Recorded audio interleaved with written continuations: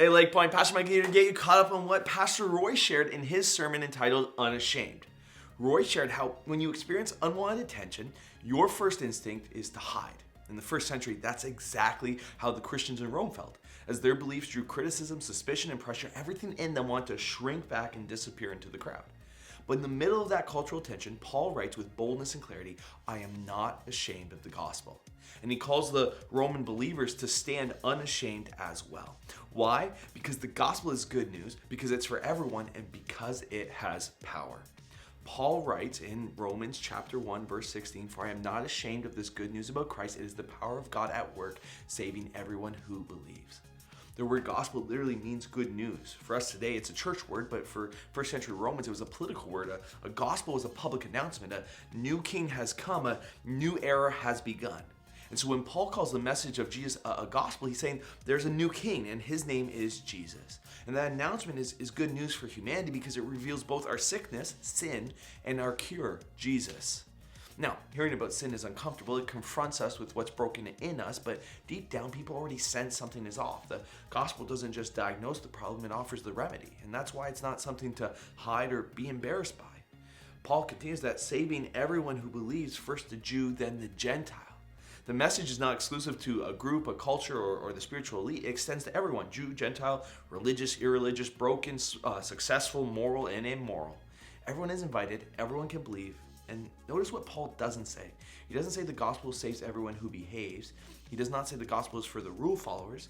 You see, many people struggle to believe they're welcome because their past is messy. Shame keeps them standing outside the door, but Paul makes it unmistakably clear. The gospel is for all who believe, regardless of how they've behaved. Yes, believe leads into transformation. Yes, the gospel will call you to a righteous life, but salvation begins with faith, not performance. As Pastor Roy made clear, to understand why Paul speaks so boldly about not being ashamed, we have to see what the Roman Christians were up against. First, it was a polytheistic culture. Rome welcomed many gods. You could believe whatever you wanted, as long as you didn't claim your belief was the only way.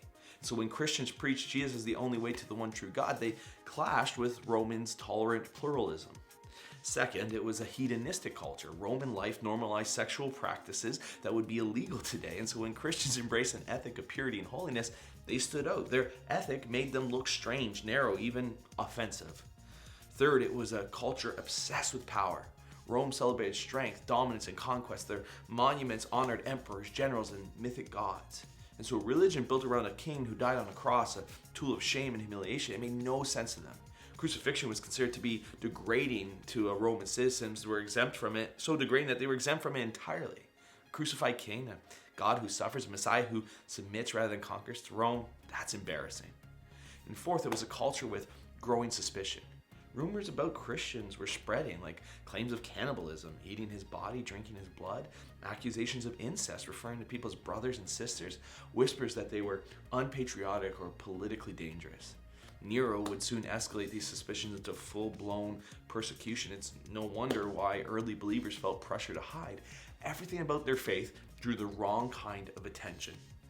However, despite that climate and challenges, Paul still says, don't shrink back, don't blend in, don't hide, be unashamed. Why? Because the gospel is not just good news and not just universal. The gospel has power. It is the power of God at work. We must never forget that the gospel isn't advice, principles, or inspirational teaching. The gospel is power, God's power for salvation and transformation. But Christians often feel tempted to soften it. Sometimes we make the gospel sound like good advice or self-help or a moral code or a lifestyle improvement strategy because that feels more socially acceptable, less confrontational and easier to swallow. But advice can't save. Principles can't forgive sin, and rules can't resurrect the dead places in someone's life. Only the power of Jesus can do that. And when we water down the gospel, when we remove its edges, we soften its claims, or we hide its truth, we rob it of the very thing that makes it effective. Like diluted medicine, it loses the potency needed to bring healing. Now, as Roy pointed out, God seems to be stirring something once again.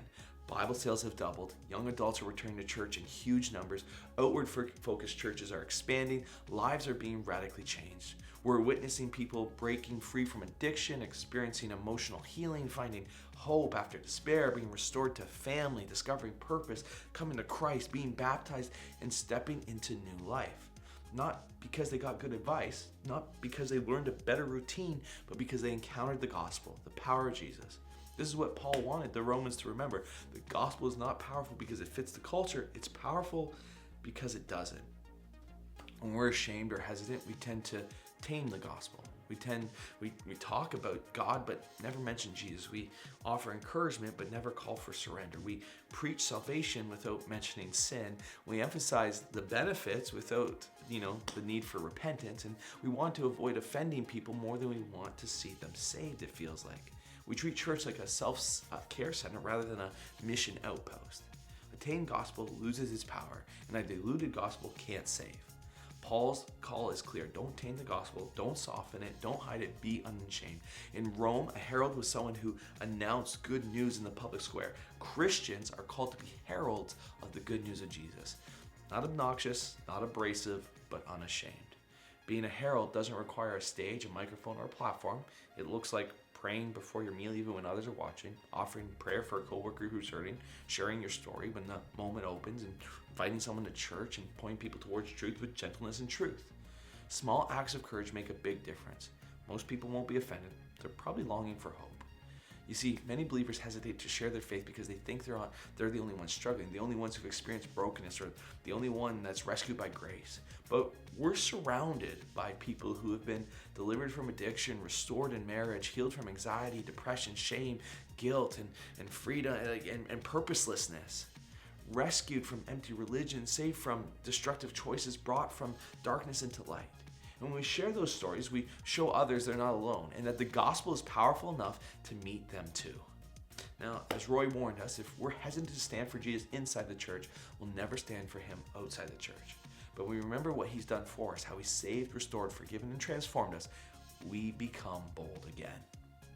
Well, friends, thanks for listening. Enjoy jumping into the discussion questions. I'll see you next time.